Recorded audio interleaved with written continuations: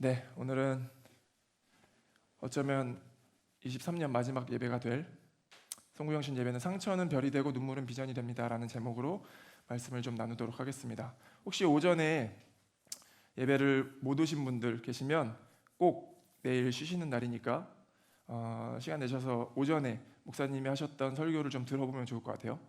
같은 말씀 본문과 같은 제목으로 같은 흐름으로 말씀을 나누긴 하지만 조금은 또 달라요.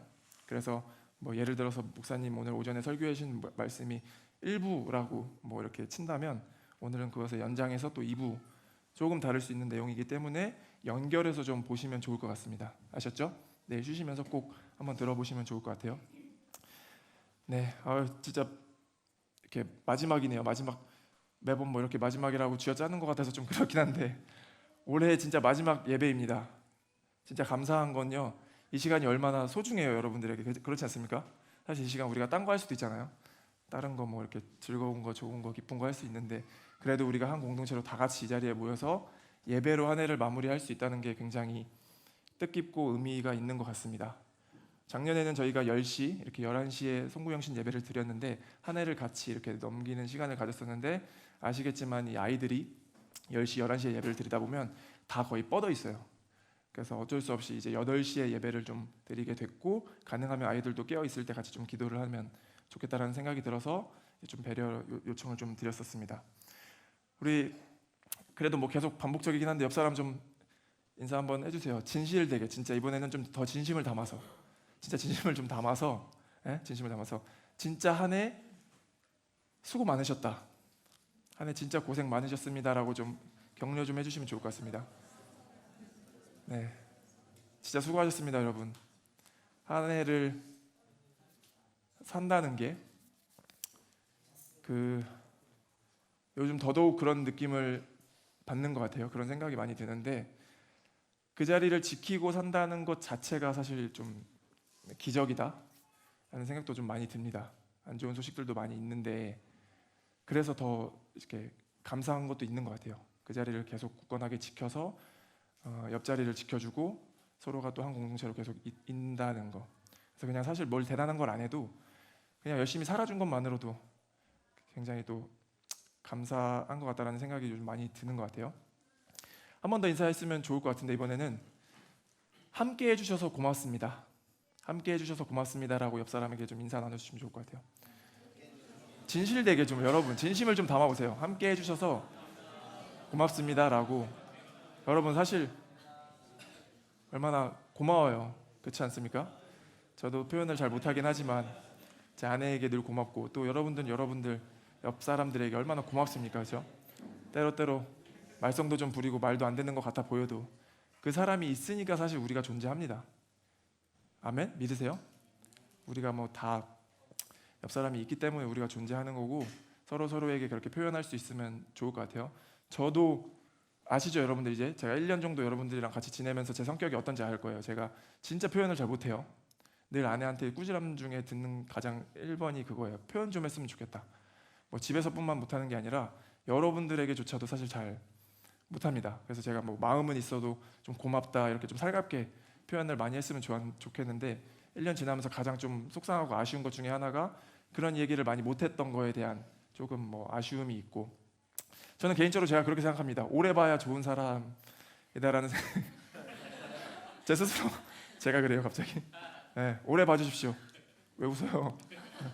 오래 봐야 진가를 알 수 있는, 좀 오래 봐주시고요. 제가 표현 못했다라도 하더라도 제가 또 이렇게 한 해 지나면서 많이 할 테니까 서로 좀 그렇게 격려하고 수고했다라고 표현할 수 있는 한 해가 됐으면 좋겠습니다. 한 해를 제가 좀 돌아보니까 굉장히, 원래 다사다난이라고 하죠. 다사다난한 한 해였다라고 하는데 저희는 다사다사한 한 해였다라는 생각이 들어요. 그러니까 다사다난, 나는 사실 전 많이 못 느꼈어요. 우리 공동체 안에 어떤 좀 힘든 일 뭐가 있었을까라는 생각이 잘 안 들었어요. 저만 느끼면 안 되는데 그렇죠? 저만 그렇게 생각하면 안 되는데 그렇게 많이 힘든 일들이 많이 떠오르진 않았고 감사하게 다사는 했다. 그러니까 굉장히 사역도 많이 하고 우리가 일도 많이 하고 공동체 프로그램도 많이 하고 참 다사다사했던 한 해가였다라는 생각이 드는데, 이런 생각이 들더라고요. 그러니까 일을 많이 하다 보면 우리가 어떤 일들을 사역을 하고 공동체 프로그램을 하고 일을 많이 하다 보면 반드시 거치게 되는 작업이 하나가 있는데 뭐예요? 회의를 하게 되죠. 회의를 어쩔 수 없이 하게 됩니다. 의견을 서로 조율해야 되고 이렇게 맞춰가야 되다 보니까. 근데 아무리 건강하게 회의를 한다고 하더라도 결국엔 서로의 입장과 서로의 어떤 내용들을 맞춰가는 과정에서 때로는 그 사람의 의도가 잘 파악이 되지 않는다거나 의견이 충돌하다 보면 피로감 같은 것들을 좀 느끼게 되는 경우들이 있는 것 같아요. 아무리 우리가 성숙한 사람이다 하더라도 회의를 하는 과정에서 의견이 잘 조율되지 않고 또 그 의견이 조율되지 않는 회의가 반복되다 보면 누구라도 이 피로감 같은 것들을 좀 느끼게 된다라는 거죠. 저도 회의를 막 그렇게 좋아하는 타입은 아니어서 아무리 줄인다라고 해도 올해 돌아보니까 회의를 굉장히 많이 한 거예요. 어쩔 수 없이 일이 많아지다 보니까. 그런데 회의를 했던 이 주체자들, 그러니까 리더십들뿐만 아니라 여러분들, 여기에 있는 모든 분들도 아마 동일한 피로감을 조금은 느끼지 않았을까라는 생각도 들어요. 왜냐면 우리가 교회가 합쳐진 지 사실 1년밖에 안 됐어요.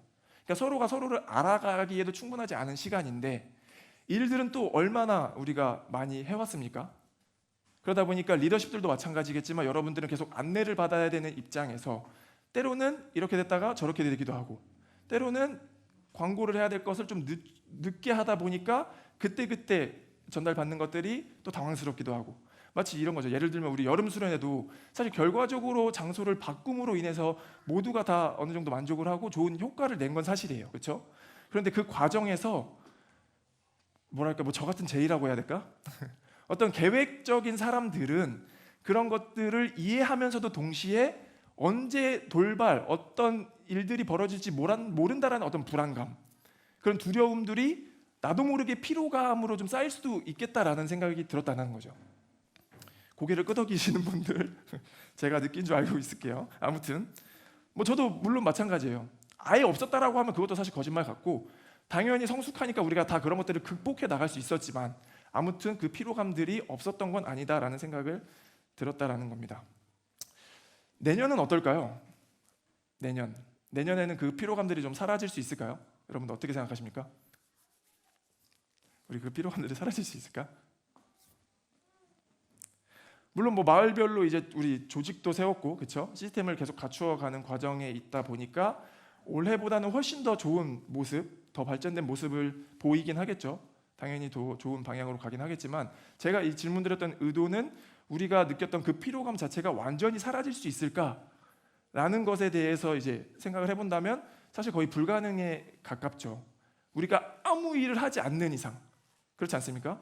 앞으로 일은 더 많아질 수도 있을 거고 우리가 해야 할 사역들, 일들은 더 많아질 텐데 그럼 과연 올해 느꼈던 어떤 그 작은 피로감들을 과연 내년에는 아무리 우리가 준비하고 노력한다라고 한들 극복할 수 있을까?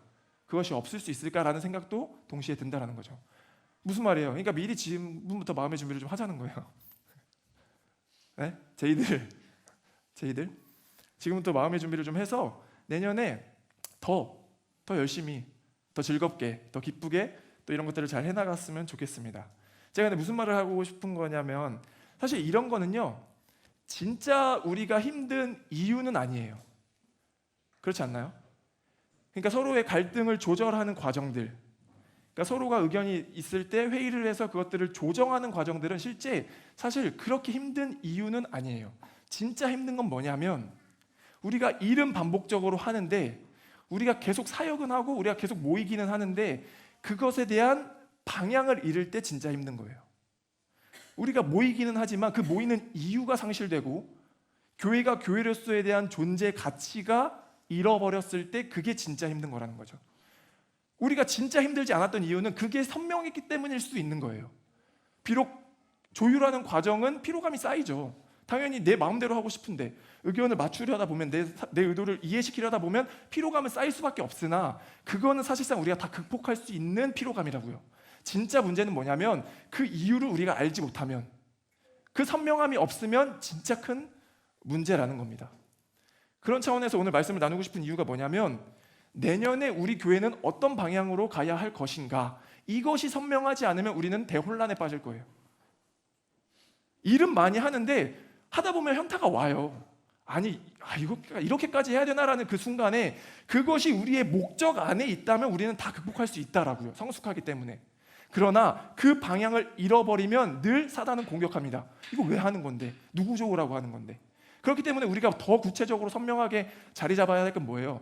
우리의 존재 목적, 우리 교회가 이 도시 가운데 있어야 할 이유, 그것이 조금 더 선명해지는 시간이 되길 소망합니다. 아멘. 2024년 주제 앞에 보면 걸려 있습니다. 한번 다 같이 읽어볼까요? 준비 시작. 아멘. 뭐 이과생들 너무 복잡하게 생각 안 해도 될 것 같아요. 그 유퀴즈에 보니까 뭐라거든? 봄에 눈이 녹으면 어떻게 됩니까? 물이 되죠라고 했더니 어떤 뭐 계절 막 이렇게 얘기하는데, 문과생들은 이렇게 추상적으로 생각하잖아요. 근데 이과생들 보자마자 상처가 왜 별이 돼? 뭔데 그게? 요셉이가 아까 그렇게 뭐 복잡하게 생각하지 마세요. 네, 상처는 별이 되고 눈물은 비전이 됩니다가 내년에 우리 공동체가 좀 바라봤으면 하는 주제입니다. 오늘 본문 말씀은 다윗이 사울에게 쫓겨서 아둘람 굴이라는 곳으로 숨었다는 이야기입니다. 좀만 더 앞으로 가서 사무엘상 17장에 가면 진짜 그 유명한 본문, 다윗이 골리앗을 쓰러뜨리는 장면이 17장에 등장을 합니다. 그리고 나서 오늘 22장, 다윗이 사울에게 쫓겨서 아둘람 굴로 숨었다라는 건데, 그 사이에 어떤 에피소드가 있었겠죠. 그러니까 사울은 이제 다윗을 죽이는 관계가 되어버린 거예요. 왜 그럴까 보니까 다윗이 국가 영웅이 되어버린 거예요. 골리앗이라는 그 무시무시한 그 적을 쓰러뜨리면서 국가 영웅이 되었을 때 그 동네에, 그러니까 그 사람들, 국가 국민들에게 이런 이야기들이 소문이 난 거죠. 18장 7절 보니까 여인들이 뛰놀며 노래하여 이르되 사울이 죽인 자는 천천히요 다윗은 만만이로다. 한 번쯤 들어봤을 수도 있을 거예요. 이게 뭐냐면 다윗이 골리앗을 쓰러뜨리자 사람들 사이에 소문이 난 거예요. 사울 왕은 1000명밖에 죽이지 못했는데 다윗은 10,000명이나 죽었대. 마치 그 민요하듯이 사울은 천천히요 다윗은 만만이로다. 이걸 여인들이 동네방네 떠들고 다녔다는 거예요. 사울이 들었으니까 질투가 났겠죠. 그렇죠? 화가 났겠죠. 내가 왕인데 다윗 너가 뭔데? 사실 사울이 보기에 다윗은 엄청난 위대한 그 골리앗을 쓰러뜨린 국가 영웅이에요. 그런데 그 질투와 그 시기심을 이기지 못하고 사울이 다윗을 죽이기 시작하는 거예요. 죽이려고 18장 이후부터 22장까지 쭉 펼쳐지는 거죠. 그리고 22장에 가서 오늘 본문이 등장을 하는 겁니다. 아둘람 굴이라는 곳으로 숨었다라고 하는데, 우리의 눈길, 그러니까 우리가 좀 집중되게 보여지는 내용은 2절인 것 같아요. 환난당한 모든 자와 빚진 모든 자와 마음이 원통한 자가 다 그에게로 모였고 그는 그들의 우두머리가 되었는데 그와 함께한 자가 400명 가량이었더라. 2절. 아둘람 굴은 아마 오늘날로 치면 제 생각에는 교회 정도가 되지 않았을까라는 생각을 해보겠네요. 아둘람 굴의 이 모습이 마치 오늘날로 치면 교회 같은 모습인 거죠. 교회는 늘 이런 사람들을 위해 존재해야 된다라고 믿습니다. 누가복음 5장에 보니까 이런 기록이 있어요. 예수께서 대답하여 이르시되 건강한 자에게는 의사가 쓸데없고 병든 자에게라야 쓸데있나니 내가 의인을 부르러 온 것이 아니요 죄인을 불러 회개시키러 왔노라. 그러니까 예수님께서 잔치집의 한 사건의 이야기예요. 잔치집에 보니까 자기의 제자들이 세리들과 죄인들과 함께 어울려서 밥을 먹고 있었던 거예요. 근데 종교 지도자라고 불리는 이 바리새인과 서기관들이 보더니, 아니 율법에 근거하면 이 죄인들이랑 같이 겸상을 하는 거는 말이 안 되는데 왜 당신네 제자들은 같이 밥을 먹고 있냐라고 지금 질문하고 있는 거예요. 질문이라기보다는 따지고 있는 거죠. 근데 예수님께서 대답하시죠. 선명하게 대답하십니다. 나는 죄인을 만나러 왔는데 죄인들과 밥 먹는 게 무슨 문제가 되냐라고 지금 얘기하시는 거예요. 아니 내가 온 목적 자체가 이 죄인들과 함께 식사를 하기 위해서, 이 죄인들을 구원하기 위해서 왔는데 그럼 죄인들과 밥을 먹지 누구랑 밥을 먹냐고, 이런 이야기, 이런 사건이라는 거예요. 이미지 한 장 띄워줄 수 있을까요? 제가 좋아하는 이미지 중에 하나입니다. 교회가 합쳐지기 전에 저희 있을 때도 같이 한번 또 설교했었던 내용 중에 하나인데, 저는 마치 교회가 이렇게 돼야 된다라고 생각을 합니다. 제가 생각하는 어떤 교회의 이상적인 좀 모습인 것 같아요. 그동안 제가 경험해왔던 어떤 전통적인 교회의 모습은 이 왼쪽의 그림이랑 거의 비슷해요. 뭐냐면 어느 정도 좀 교양도 있어야 될 것 같고, 어느 정도 품위도 좀 있어야 될 것 같고, 심지어 어느 정도 경제적 여유도 좀 있어야 될 것 같은 느낌을 받는 전통적인 교회. 저는 늘 불만 중에 하나가 뭐였냐면, 진짜 이 신앙생활이라고 하는 것은 경제적 여유가 뒷받침되지 않으면 불가능한가라는 생각까지도 삐뚤게 한 적은 있었어요. 주중에 이렇게 모임이 자주 일어날 때 거기에 참여할 수 있는 사람이 사실 얼마나 될까? 왜냐하면 하루하루 일을 하지 않으면 살아갈 수 없는 상황에 있는 사람도 너무 많은데, 주중에 모임을 했다는 것 자체가 잘못됐다는 말은 아니에요. 그런데 여전히 그 모임에 참여하고 싶으나 참여하지 못할 수밖에 없는 상황에 있는 사람들은 어떻게 하냐고요. 심지어 주일에조차도 일을 할 수밖에 없는 경제적 위기에 내몰린 사람들도 많아요. 그런데 우리가 봐왔던 내가 느꼈던 그런 전통적인 교회들은 좀 너무 교양이 있어야 되는 거 아닌가? 내가 교회를 가도 되나? 라는 정도의 생각까지 하게 되는 어떤 높은 생각들이 들었다라는 거죠. 근데 제가 너무 좋아하는 이 그레이스와 어메이징 그레이스, 이거 은혜예요. 근데 진짜 놀라운 은혜는 뭐냐면, 예수님은 이 사람들을 위해서도 교회를 세우셨지만 근본적으로 이 사람들을 위해서 오셨다라는 거예요. 죄인들을 위해서 교회를 세우셨다라는 거죠. 저는 우리 교회가 이런 교회가 되길 소망합니다. 아멘. 제가 이 교회가 좋은 이유는 어느 정도 이 모습 같기도 해요. 우리 중에 교양 있는 사람 얼마나 있어요? 자기가 아멘. 다 똑같잖아요, 우리. 아니에요? 다 비슷한 그 정도 수준인 것 같은데, 이게 진짜로 농담처럼 들리겠지만 저는 이런 모습이 진짜 교회 같아요. 이런 사람들만 우리가 불러야 된다라는 말이 아니라, 이런 사람들이 교회를 올 수 있는 환경이 돼야 된다라는 거죠. 저는 그게 진짜 교회라고 생각을 합니다. 다윗이 숨었던 그 아둘람 굴이 마치 이런 모습이지 않았을까라는 상상을 해보게 돼요. 제가 그때 당시의 문화를 전혀 다 이해할 수는 없기 때문에 그때 당시에는 어떤 것으로부터 차별과 소외됨과 그런 어려움들이 있었는지 모르겠으나 아마 동일하지 않았을까 싶어요. 이렇게 소외된 사람들이 그 굴로 다 모이게 되는 거예요. 그럼 왜 모였겠어요? 한 번이라도 어떤 위로를 받기 위한 그런 마음 가운데 자연스럽게 다 모여들 수밖에 없었지 않았을까요? 그 아둘람 굴에 모인 사람들이 자연스럽게 공동체가 형성됐다라는 거예요. 그럼 공동체가 형성됐을 때 뭐 했겠어요? 다윗을 따라 같이 하나님을 찬양하고 예배하고 하나님이 우리의 삶을 반드시 아름답게 하실 거다라는 고백 가운데 위로되지 않았을까요? 전 그렇게 믿습니다. 아멘. 상처는 별이 되고 눈물은 비전이 됩니다. 내년에 2024년에 우리가 함께 기억했으면 하는 주제이자 슬로건이에요. 모르겠어요. 좀 조심스럽긴 한데 저는 여러분들이 가지고 있는 그 상처가 하나님께서 반드시 치유해 주실 것입니다. 하나님께서 다 그 뜻을 알려주시는 날이 올 거예요 라고 말하고 싶진 않아요. 그 이유는 제가 그걸 동의하지 못해서가 아니라 조심스럽기 때문이에요. 그러면서 제가 간절히 속으로 바라는 기도 제목은 기도하는 것은 뭐냐면 여러분들이 스스로 하나님 앞에 씨름하여서 그것이 이해되는 날이 오길 소망합니다. 내가 경험했던 그 무엇들이, 나에게 상처라고 생각했던 그 무엇들이, 제가 가지고 있는 아픔들, 제가 어렸을 때 겪었던 그 아픔들이 하나님 앞에 스스로 피드백되고 고백되어지는 것이 오히려 더 제가 바라는 기도 제목인 거예요.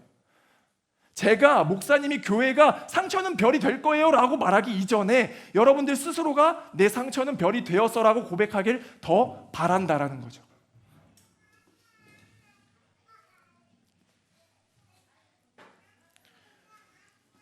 그럼에도 불구하고 여전히 제가 한 해를 마무리하면서 정말 이제 3시간 뒤면 새 해를 준비하는 그 과정에 나누고 싶은 한 가지 내용이 있다면 뭐냐면 적어도 교회는 상처 입은 자들의 모임이자 상처 입은 자들의 피난처가 돼야 된다고 믿습니다. 아멘.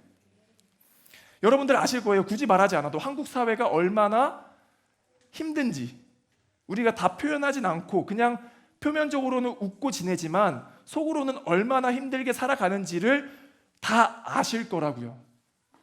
10대부터 전 연령을 통틀어서 자살의 이유 원인을 보면 암이 1이에요. 암이 1인데 10대부터 30대까지만 잘라서 사망의 원인을 보면 1위가 자살입니다. 아실 거예요. 한 번쯤 다 들어봤을 거예요. 그러니까 젊은 청춘이 아파서 죽는 게 아니라 아프기 싫어서 죽는다고요. 이해가 되세요?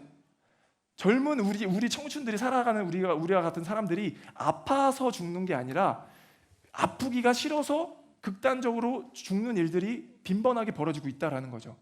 우리가 뭐 말은 안 하죠. 서로가 너무 부정적인 언어들이 안 좋은 영향을 미칠까 봐. 그러나 우리는 다 어느 정도 느끼면서 살아가는 것 같아요. 이 사회가 얼마나 힘들어하고 있는지도. 그 트렌드 코리아라는 책 아시죠? 김난도 교수님이 몇 해 전부터 계속 썼던, 그게 교회 버전에도 있어요. 한국교회 트렌드 코리아 2024년 이 책이 있는데 해년마다 10가지의 키워드를 뽑아서 내년에 우리 이 교회가 어떤 키워드와 어떤 아젠다를 가지고 좀 준비하는 게 좋을지 이런 책들을 만드는데, 그 중에 10가지 키워드 중에 하나가 뭐냐면 외로운 크리스천이라는 게 있어요. 외로운 크리스천. 그러니까 교회를 다니는 사람조차도, 교회 안에 여러분들조차도 외로움을 느낍니다라고 고백하는 사람이 36%나 돼요. 3명 중에 1명은 저는 교회에 있음에도 불구하고 외롭습니다라고 고백을 하고 있다라고요. 그러니까 이 대한민국이라는 이 사회가 지금 2023년도에 우리 이 사회가 사실 얼마나 외롭고 힘든가를 보여주는 그런 단편적인 이야기 같아요. 그러니까 외롭다라고 느끼는 사람 과반수 이상이고요. 심지어 그 외로움이 우울증으로 가는 경우들도 다반수죠. 우울증을 겪고 있습니다라고 얘기하는 사람들도 아마 과반수 이상이지 않을까라는 생각을 해보게 됩니다. 제 주변에도 많은 이제 제자들 20대 중반 되고 만나보면 진짜 한 친구는 그런 이야기를 해요. 20대 초중반임에도 불구하고 자기의 삶은 이미 이제 그냥 끝났다라고 선언을 하는 친구가 있어요. 심지어 많이 있어요. 왜냐하면 아무리 봐도 지금 내가 이 나이에 뭘 한들 도저히 따라갈 수가 없다라는 거예요. 내가 이 나이에 뭘 공부를 다시 하고 뭘 아무리 날고 겨봐야 이 사람들을 따라갈 수가 없으니까 내 인생은 이제 끝났어라고 평가하는 그런 친구들이 굉장히 많다라는 거죠. 제가 진짜 안타까운 건 뭐냐면 그냥 흘러가는 대로 살아가는 그 모습이 너무 짠하기도 하고 안타까워요. 그 친구의 이야기를 하나씩 들어보면 진짜 힘들겠구나라는 것도 공감은 돼요. 어쩌다가 막 아기도 생겨서 이혼도 당하고 20년 내내 위자료 줘야 되고 막 이런 친구들도 있는데, 듣다 보면 와, 진짜 나도 한숨 나오겠다 싶은 친구들도 있어요. 근데 아니 그래도 어떡하냐고요. 그래도 제가 힘을 주고 해야 되는데 안 들려요. 그냥 내 인생은 더 이상 여기서 회복이 불가능하다라고 선언하고 살아가는 친구들이 굉장히 많이 있다라는 거죠.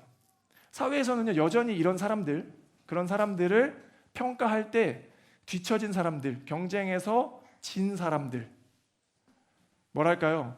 비생산적인 사람들, 무쓸모한 사람들이라고 말할 수 있을지 모르겠으나 저는 적어도 교회는 그런 선입견과 그런 편견에서부터 벗어날 수 있어야 한다라고 믿습니다. 아멘? 아니 진짜 우리가 교회라는 이름 자체를 쓰지 않거나 차라리 우리가 교회잖아요. 그래도 예수님의 피값으로 세웠다라고 하는 이 교회라면 그러면 안 되잖아요, 사실. 그렇죠? 교회라면 적어도 그런 사람들을 우리가 편견의 시선으로 바라보는 게 아니라 환대할 수 있는 게 교회다라고 믿는다라는 거예요. 2024년도에 우리 공동체는 아둘람 굴이 되었으면 좋겠어요. 아멘?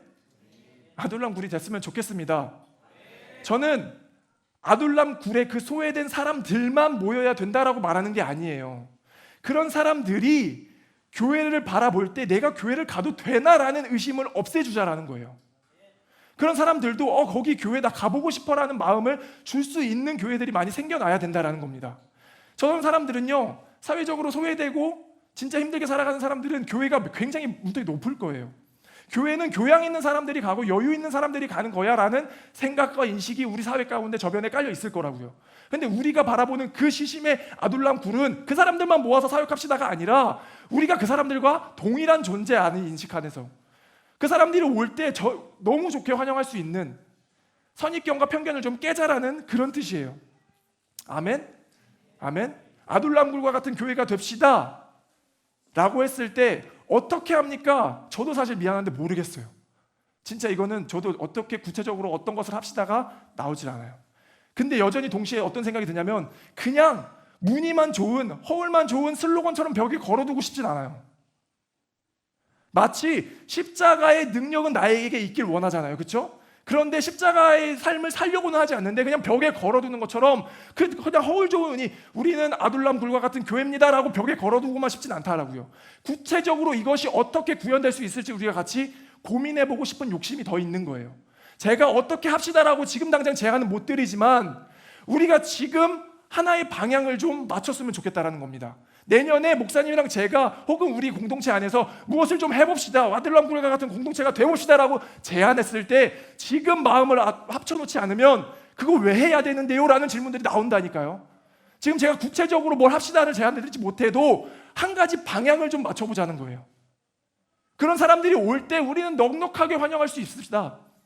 아멘? 지금 이걸 맞추지 않으면 사람이 더 많아지잖아요.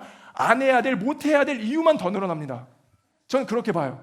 왜냐하면 그때 우리가 당장 그게 필요합니까? 좀 나중에 하면 안 돼요? 이런 이야기들이 더 많아질 뿐이지 지금 그게 진짜 필요하네요 라고 하기에는 굉장히 어렵다라고요. 그때 우리가 해야 될 게 뭐예요? 하나님 앞에 객관적으로 좀 피드백해보자는 거예요. 하나님 보시기에 이게 필요하다라고 하면 우리는 서슴없이 할 수 있는 그런 용기, 그런 결단들이 우리 안에 지금 합의됐으면 좋겠다라는 겁니다. 아둘람 굴과 같은 교회가 됩시다. 어떻게 합니까? 저도 몰라요. 미안해요. 미안한데 한 가지 우리가 초점을 맞추고자 하는 것, 이런 사람들이 왔을 때 정말 우리가 환대할 수 있는, 선입견 갖지 않고 함께 지낼 수 있는 그런 교회가 되길 간절히 소망합니다. 아멘. 저는 그러면서 동시에 떠오르는 생각들이 뭐였냐면 교회가 그래서 더 교회스러움을 좀 포기할 수 있어야 된다라고 생각을 해요. 같은 말로 교회는 문턱이 더 좀 낮아져야 된다라고 생각을 합니다. 제 개인적인 비전이기도 해요. 저는 신앙생활을 비교적 되게 늦게 시작했어요. 늘 여전히 그전에도 교회는 늘 문턱이 좀 있었습니다. 교회 가면 어떻게 해야 되고 어떤 모습이어야 되고 좀 착한 친구들처럼 지내야 되는 그런 어떤 부담감들, 그것도 저는 다 문턱이라고 생각을 하는데 저는 저희 교회의 가장 큰 장점이자 특징은 뭐냐면 그 문턱이 상대적으로 굉장히 낮다라고 생각을 합니다. 그건 여러분들의 성숙이고 우리 교회가 생각하는 바인 거죠. 가치인 거죠. 내년에는요 더 낮췄으면 좋겠어요. 더. 그것이 어떻게 구현될지는 모르겠으나 정말 그 문턱을 확 낮춰서 교회는 이런 곳이야 라는 프레임을 좀 다 깨보자고요. 아멘?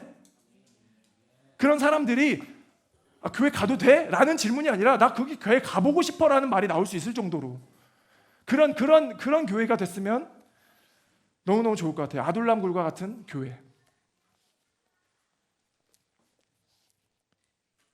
다시 한번 도전하면서 요청드릴게요. 2024년에 아둘람 굴과 같은 교회가 되길 소망합니다. 아멘. 아멘. 누구나 환대할 수 있고 누구나 환영할 수 있는 그런 아둘람 굴과 같은 교회가 되길 소망합니다.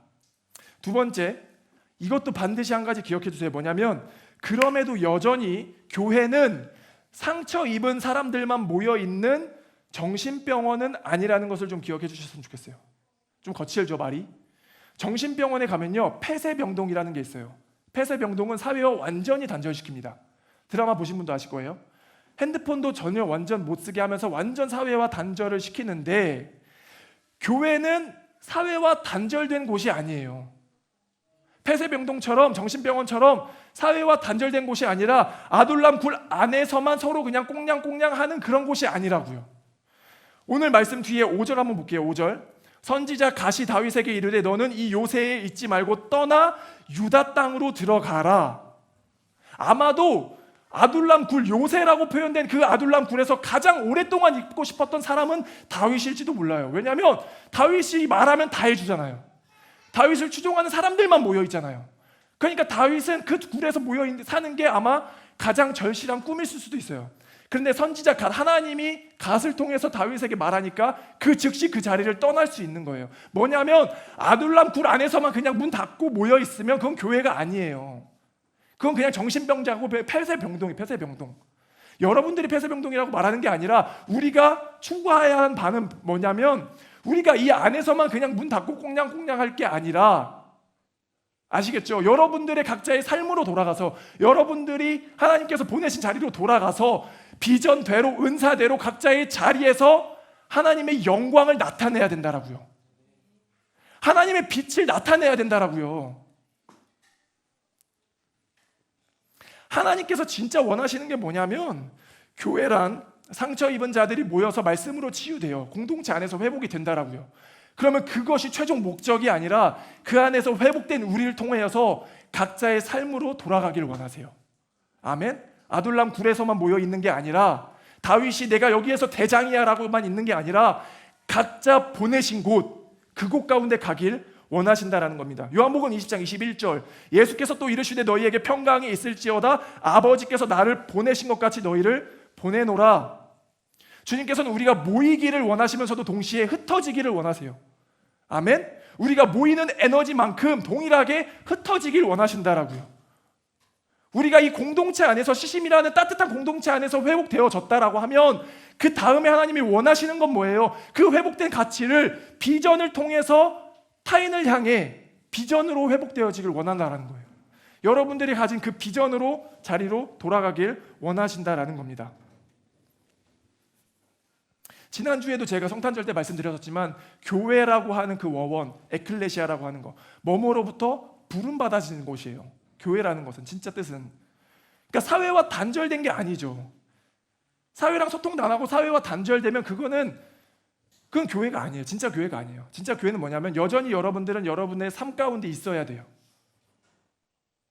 진짜 여러분들이 해야 될 그 자리는 여러분들의 삶이라고요. 마치 이런 거에 뭐냐면 전쟁 나가면 대형 항공모함 아시죠? 대형 항공모함 안에 고무보트들이 있어요. 아세요? 진짜 적에 침투하는 것들은 고무보트라고요. 이 교회가 시심이 대형 항공모함이라면 여러분들이 각자 고무보트가 되어서 적진으로 침투해야 되는데 그게 여러분들의 삶이라고요. 진짜 하나님의 말씀대로 살아가는 삶의 현장이 어디냐면 여러분들이 고무보트를 타고 한 삶의 현장들, 그게 학교일 수도 있고 직장일 수도 있고 누구는 가정일 수도 있겠죠. 하나님이 보내셨다라고 하는 그곳 가운데 여러분들이 해야 된다라는 겁니다.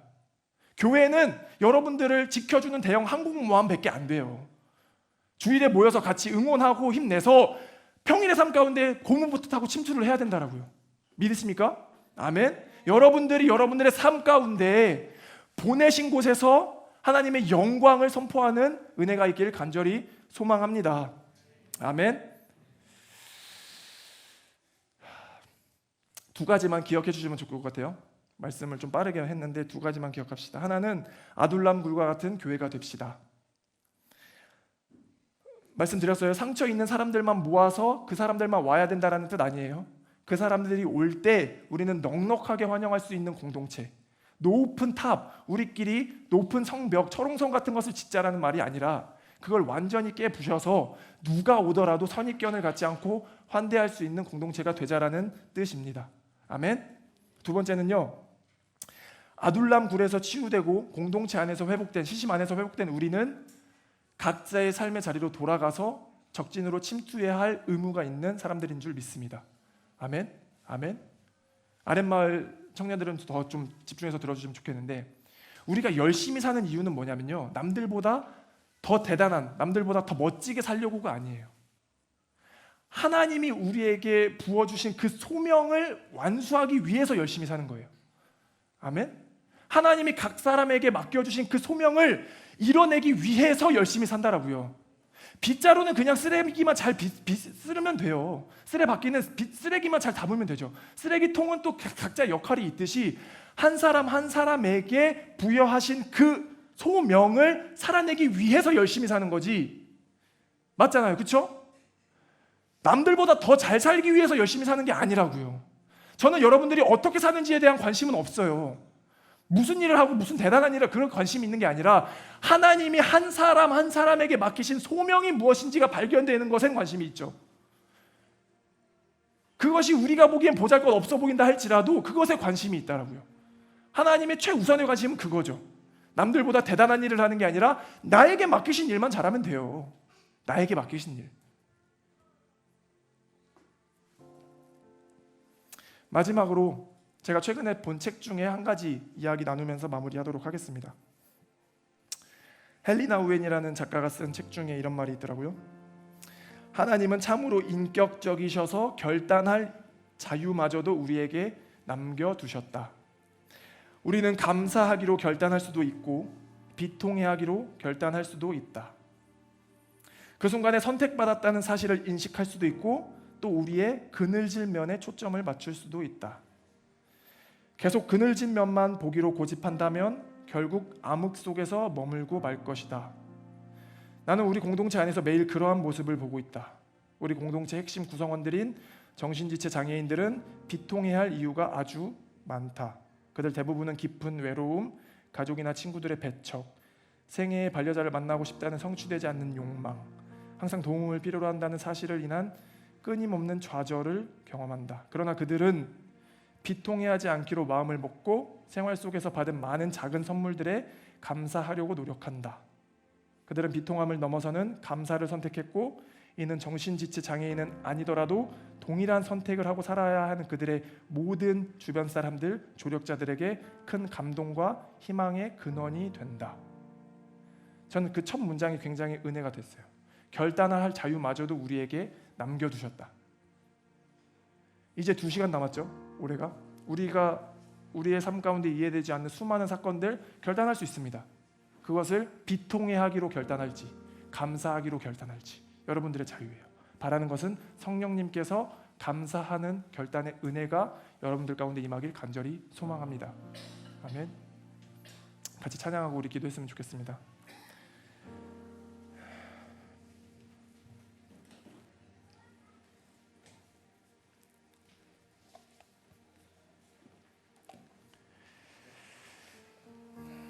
사랑하는 나의 아버지 같이 찬양하고 싶은데요.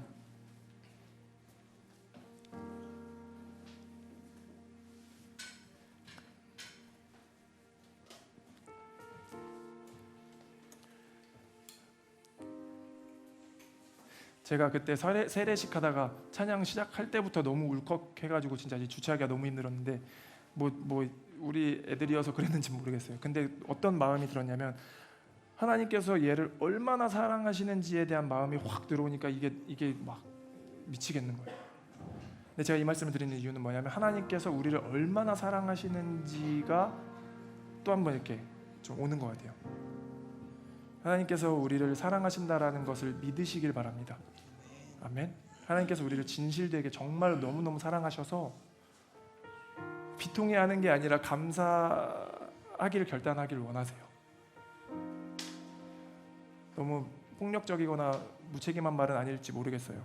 미안하기도 한데 제가 할 수 있는 용기와 말씀은 성령님께서 우리 마음을 만져주시길, 비통해하기보다 그분의 품 안에 넉넉하게 안길 수 있길, 그 은혜가 오늘 밤 가운데 임하길 간절히 소망합니다. 우리 같이 찬양할게요. 찬양합시다.